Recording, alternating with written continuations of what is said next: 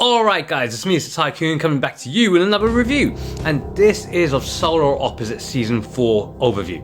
Now I have done my reviews on Season 1, 2 and 3, and it's actually quite good. I did enjoy this season, but just to give you a bit of a synopsis about what's going on here, it follows the adventures of 5 aliens that crash land on planet Earth after their planet was destroyed by an asteroid. It follows the leader Corvo, the assistant Terry, and the 2 hatchlings who's Yamulak and Jesse as they navigate through Earth's life, especially in North America. And they're also looking after the pupa who eventually grow and terraform the planet, destroying all in its wake if you've not seen Season 3. Now, this season was actually quite interesting. If you don't know the history of this, the series was actually was the creation of one of the co-creators of Rick and Morty, Justin Roiland. And Justin Roiland was the voice of Korvac, who and really funny as well as what he'd done, and helped to give the series its charm.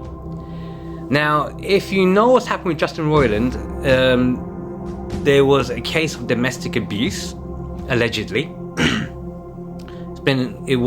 I think still is being investigated, but from the best of my knowledge, he was released, there was nothing that had happened, but after the release, many studios felt he's too hot to deal with.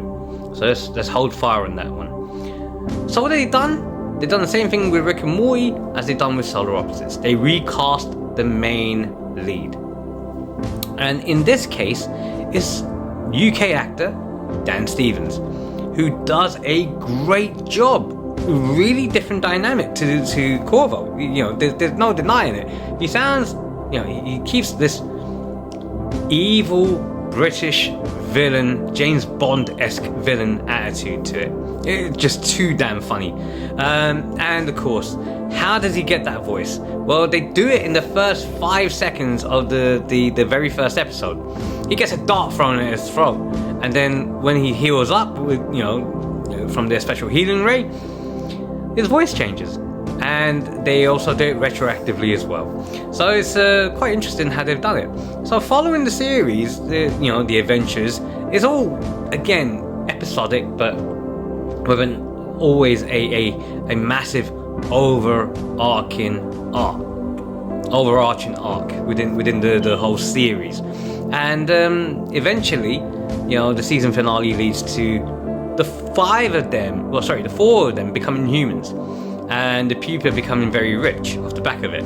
It is really funny. Another side story to it. There's actually brought in 2 side stories because of what they've done in previous seasons.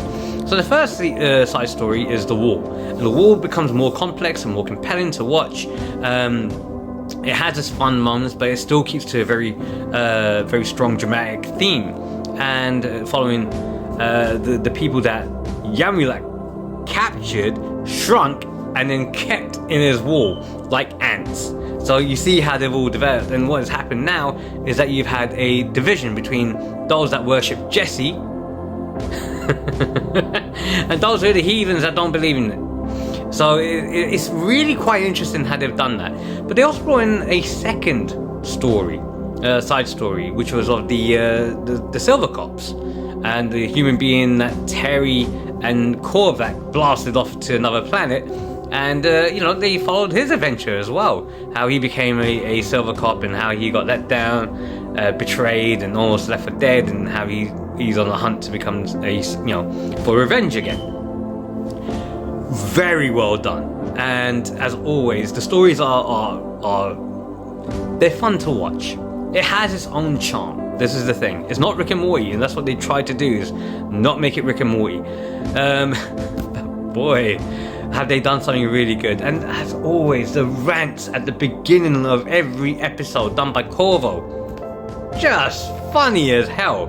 They had a little bit more with Tiffany Haddish this season too. Dan Stevens does a great job, there's no denying it. They all do a fantastic job. And I would strongly would recommend that you watch Solar Opposites Season 4 wherever you can. It is on Hulu, but if you're in the UK, you watch it on Disney Plus. And they even take the mick out of that as well, that Disney Plus owns Hulu and so on and so forth.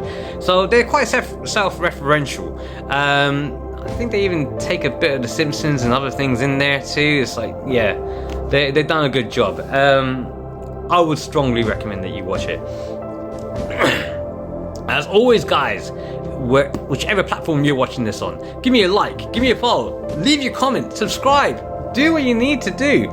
And if you're enjoying this, definitely let me know what your thoughts are in the comments. And if you guys don't know to do that, then you all need to go back to school. So says the Tycoon.